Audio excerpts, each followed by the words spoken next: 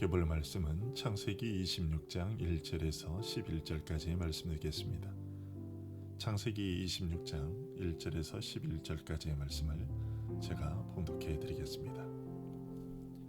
아브라함 때에 첫 흉년이 들었더니 그 땅에 또 흉년이 들매 이삭이 그랄로 가서 블레셋 왕 아비멜렉에게 이르렀더니 여호와께서 이삭에게 나타나 이르시되 애굽으로 내려가지 말고 내가 내게 지시하는 땅에 거주하라. 이 땅에 거류하면 내가 너와 함께 있어 내게 복을 주고 내가 이 모든 땅을 너와 내 자손에게 주리라. 내가 내 아버지 아브라함에게 맹세한 것을 이루어 내 자손을 하늘의 별과 같이 번성하게 하며 이 모든 땅을 내 자손에게 주리니 내 자손으로 말미암아 천하 만민이 복을 받으리라. 이는 아브라함이 내 말을 순종하고 내 명령과 내 계명과 내 율례와 내 법도를 지켰음이라 하시니라. 이삭이 그랄에 거주하더니 그곳 사람들이 그의 아내에 대하여 물으매 그가 말하기를 그는 내 누이라 하였으니 리브가는 보기에 아리따움으로 그곳 백성이 리브가로 말미암아 자기를 죽일까 하여 그는 내 아내라 하기를 두려워함이었더라. 이삭이 거기 오래 거주하였더니 이삭이 그 아내 리브가를 꾀하는 것을 블레셋 왕 아비멜렉이 창으로 내다본지라. 이에 아비멜렉이 이삭을 불러 이르되 그가 분명히 내 아내거늘 어찌 내 누이라 하였느냐. 이삭이 그에게 대답하되 내 생각에 그로 말미암아 내가 죽게 될까 두려워하였음이로라. 아비멜렉이 이르되 내가 어찌 우리에게 이렇게 행하였느냐. 백성 중 하나가 내 아내와 동침할 뻔하였도다. 내가 죄를 우리에게 입혔으리라. 아비멜렉이 이에 모든 백성에게 명하여 이르되 이 사람이나 그의 아내를 범하는 자는 죽이리라 하였더라. 오늘 본문은 이삭이 흉년 때문에 그랄로 내려갔다가 블레셋 왕 아비멜렉에게 아내 리브가를 누이 동생이라고 속였던 사건입니다. 이런 이삭의 행동은 아버지 아브라함이 애굽에서 아내 사라를 누이 동생이라고 했던 것과 닮았습니다. 아브라함이 애굽으로 내려갔을 때에도 흉년 때문이었습니다. 아버지 아브라함이 겪었던 것과 같은 재난이 그의 아들 이삭에게도 닥친 것이죠. 이런 사실을 통해서 우리가 먼저 알게 되는 것은 하나님의 백성이라고 해서 이 세상에 일반적으로 임하는 어려움에서 홀로 예외가 되지는 않는다는 것입니다. 흉년이 닥치면 똑같이 먹을 것이 없어지고 지진이 나면 똑같이 집이 무너지고 태풍이 오면 똑같이 강풍과 폭우의 위험에 처하게 된다는 것이죠. 이럴 때 많은 성도들이 오해하는 것이 하나님이 계시다면 자신을 신앙하는 자들에게만큼은 이런 재단에서 벗어나게 해주셔야 하는 것 아니냐 하는 것입니다. 자기 자녀도 못 먹이고 못 보호하고 해서야 어찌 그 하나님을 섬기겠느냐고, 그런 하나님을 섬기는 유익이 무엇이냐고 생각합니다. 하지만 하나님은 때로 이런 일들을 통해 우리의 경건한 조상들을 시험하셨습니다. 이삭은 지금 자기 친히 머물고 있는 땅이 하나님께서 아버지 아브라함에게 약속하여 주신 땅이라는 사실을 알고 있었습니다. 그런데 그 약속된 땅이 먹을 식량도 제공해 주지 못하게 된 것이죠. 이럴 때 이삭은 하나님의 약속에 대해 어떤 생각을 가졌을까요? 도대체 이런 땅이 축복의 땅이라는 말인가? 그 약속을 믿고 끝까지 견뎌야 할 만큼의 가치가 있는 땅인가? 이런 질문을 가졌을 법합니다. 그런데 여러분, 이런 생각은 우리들의 신앙생활 중에도 늘 찾아오는 질문이기도 합니다.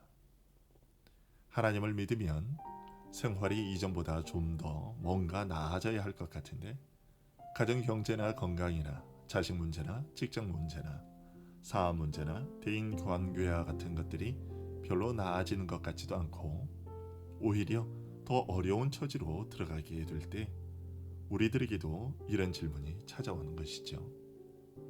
과연 하나님을 믿는다는 것이 무엇인지, 하나님은 살아계시다고 하는데 정말 그런 것인지, 예수님이 우리를 돕는다고 하시는데 정말 그런 것인지, 평생 이렇게 구질구질하게 고생만 하다가 죽는 것이 왠지 억울하게만 보이고 말씀 따라 산다고 하다가 오히려 손해만 보는 것 같은데 정말로 이렇게 사는 삶에 대한 축복이 주어지기는 하는 것인지 등에 대한 질문들이 여름 태풍의 비바람처럼 몰아쳐오는 것이죠.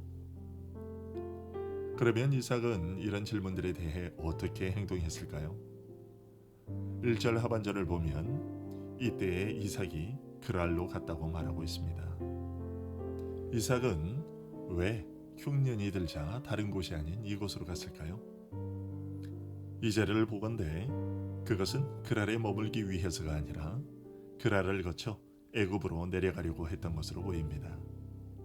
그랄은 이삭이 머물고 있던 헤브론에서 남서쪽에 위치한 곳으로서 애굽 국경과 거의 맞닿아 있는 곳이기 때문입니다. 이삭의 이런 행로는 그의 아버지 아브라함이 흉년에 맞닥뜨렸을 때의 행동과 같은 것이었습니다. 아브라함이 애굽으로 내려갔을 때 이삭은 아직 태어나지도 않은 때였음에도 불구하고 지금의 이삭의 모습은 마치 TV 프로그램 재방송을 보는 것처럼 아버지 아브라함의 모습을 그대로 따라하고 있습니다. 그런데 이때 하나님께서 이삭에게 나타나셨습니다.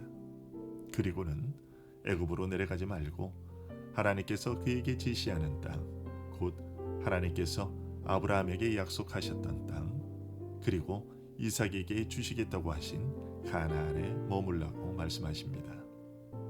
그러면서 아브라함에게 하셨던 약속의 말씀 그대로 이삭에게도 약속하십니다. 3절과 4절의 말씀이 그것인데요.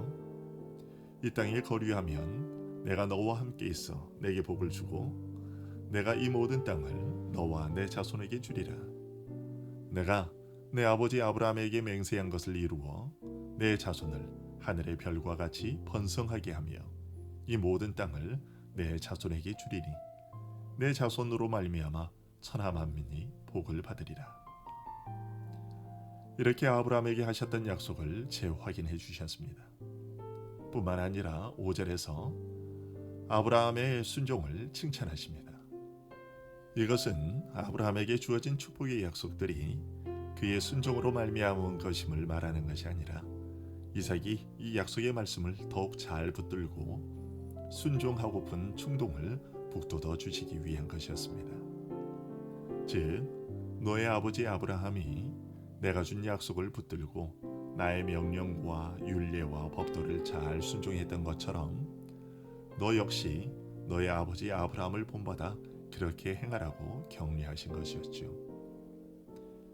이렇게 하나님께서 이삭에게 나타나셔서 약속을 재확인해 주시고 격려하심으로써 이삭은 애굽으로 내려가지 않고 약속의 땅인 가나안에 계속해서 머무를 수 있게 되었습니다. 이런 사실에서 우리는 앞에서 던졌던 질문, 즉 성도들이 이삭이 처하게 된 것과 같은 어려운 상황에 놓이게 될 때 어떻게 행동해야 하는가라는 질문에 대한 답을 얻게 됩니다. 하나님께서 우리에게 일러주시는 답은 하나님의 약속 안에 머물라는 것입니다.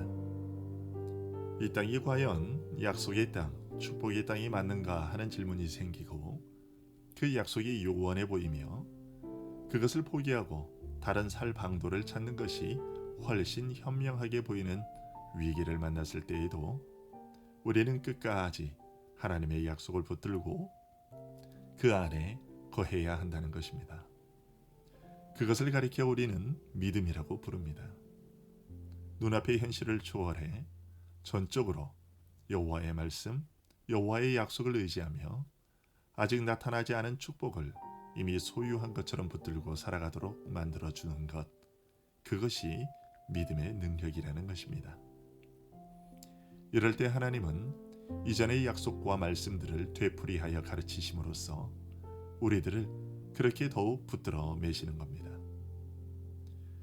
힘들고 어렵더라도 약속을 포기하지 않고 그럴 때일수록 더욱 이 약속을 붙들고 말씀 안에 거하는 자들이 되게 해달라고 기도하는 우리들이 되기를 바랍니다. 그러나 이렇게 하나님의 말씀으로 격려를 받고 약속을 받고 열심히 노력해보지만 그런다고 해서 신앙의 모든 어려움과 위기가 그냥 다 사라지는 것은 아닙니다. 하나님을 경외함이 없는 세상 사람들의 틈바구니에서 하나님 말씀에 순종하며 그의 명령과 계명과 율례와 법도를 지키며 산다는 것이 결코 쉬운 일이 아니라는 것이죠. 7절 이하에서 이삭이 겪은 일이 보여주는 것이 바로 그런 겁니다. 이삭은 아버지 아브라함과 같이 애굽으로 내려가는 실수를 하지는 않았지만 아내 리브가의 아리따움으로 인해 그랄 땅 사람들이 자신을 죽일까 두려워 아내를 누이 동생이라고 속였습니다. 아버지가 했던 행동과 동일하게 행동했던 것이죠.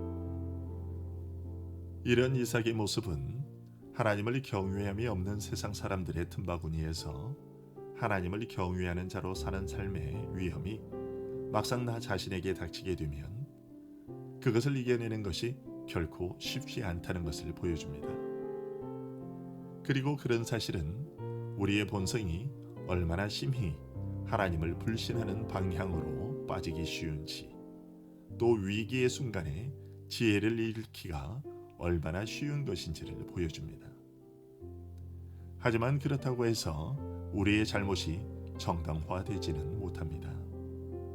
오늘 본문에서는 하나님께서 직접적으로 이삭을 책망하시는 말씀이 없지만 10절에 아비멜렉의 입을 통해서 간접적으로 이삭을 견책하시며 부끄러운 줄 알게 하십니다. 아비멜렉이 이르되 내가 어찌 우리에게 이렇게 행하였느냐? 백성 중 하나가 내 아내와 동침할 뻔하였도다. 내가 죄를 우리에게 입혔으리라. 이 말에는 자기 목숨을 건지기 위해 아내를 누이라고 속이는 일은 하나님을 경외하지 않는 사람에게서도 찾아볼 수 없는 부끄러운 짓이라는 뉘앙스가 담겨 있습니다. 여러분, 하나님을 경외하지 않는 사람들도 부끄럽게 여기는 일을 하나님을 경외하는 자라고 하는 우리가 저질렀던 적은 없는지 되돌아보기를 바랍니다. 하나님은 오늘 이삭의 사건을 통해서 그런 행동이 얼마나 창피스러운 일인지를 알려주고 계십니다. 오늘 우리가 사는 동안에 혹시 위기가 닥쳐올지도 모르겠습니다. 하지만 그럴 때라도 불신자들이 우리를 비웃지 않도록 하나님이 우리를 위해 밝혀주신 빛의 길을 걸어가야 한다는 사실을 잊지 말고 성령의 도심을 간청함으로써 하나님께서 우리에게 정해주신 그 삶의 규범들을 잘 지키고 불법적인 것은 삼갈 수 있는 우리가 되기를 간절히 소원합니다. 기도하겠습니다.